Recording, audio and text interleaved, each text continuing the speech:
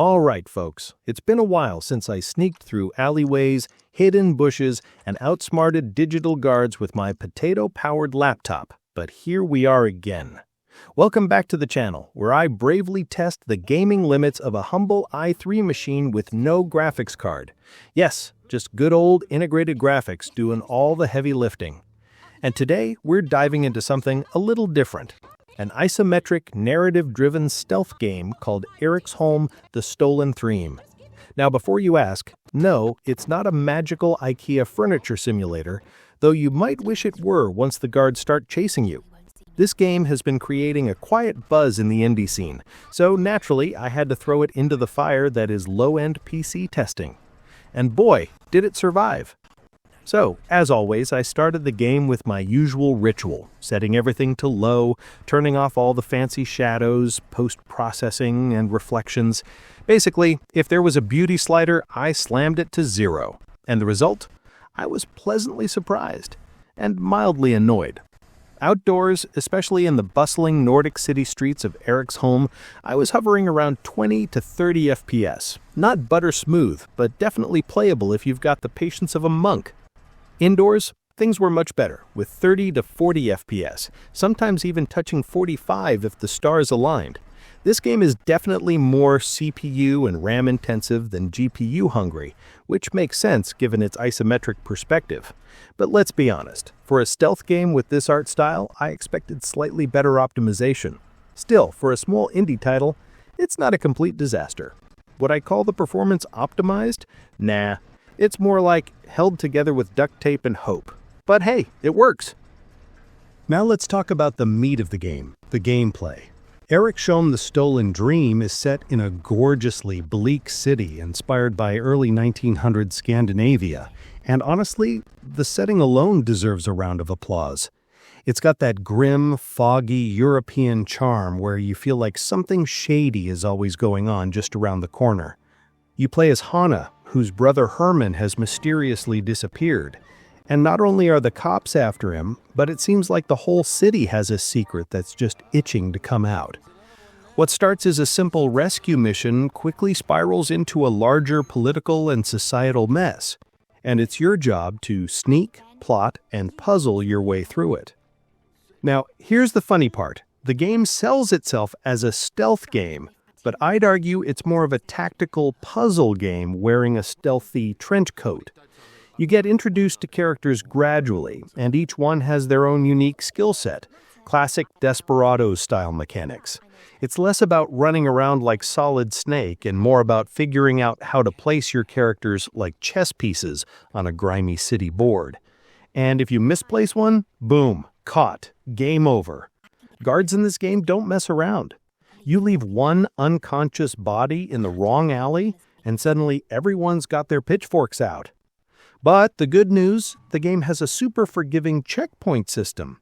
You can retry from almost every major decision point, which keeps the frustration low and experimentation high. That said, the game is not very difficult, which is a bit of a bummer. For something that prides itself on tension and tactical gameplay, I was hoping for a few more, oh no, I ruined everything moments.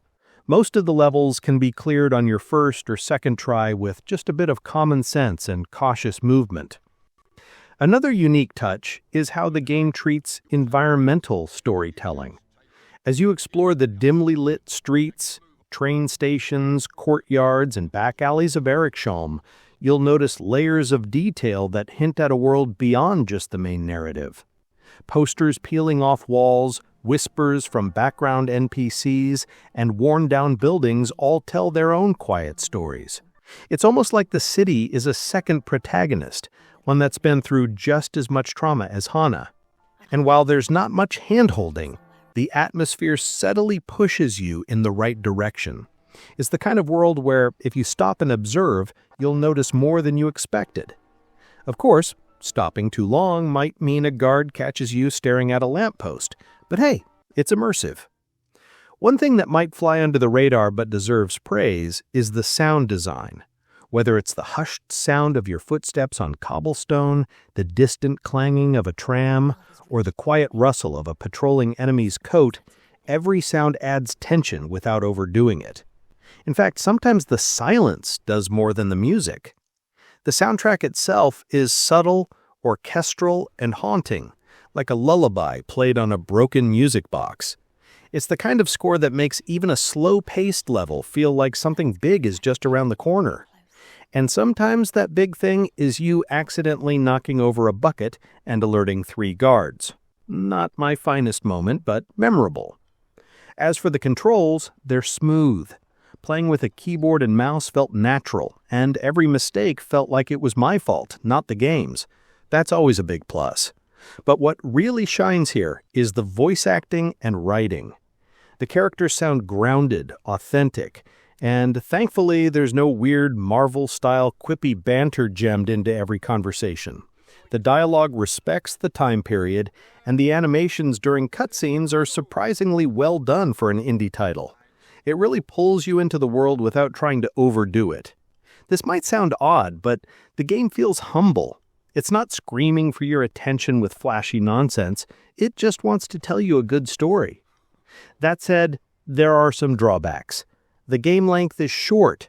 You can 100% complete it, achievements and all, in under 10 hours. For a game priced at €40, that stings a little. I personally enjoyed the ride, but I can see why some players might feel shortchanged. And let's be real, there's not much replay value unless you're into speedrunning or challenging yourself with weird restrictions. Once the story is done, it's pretty much done.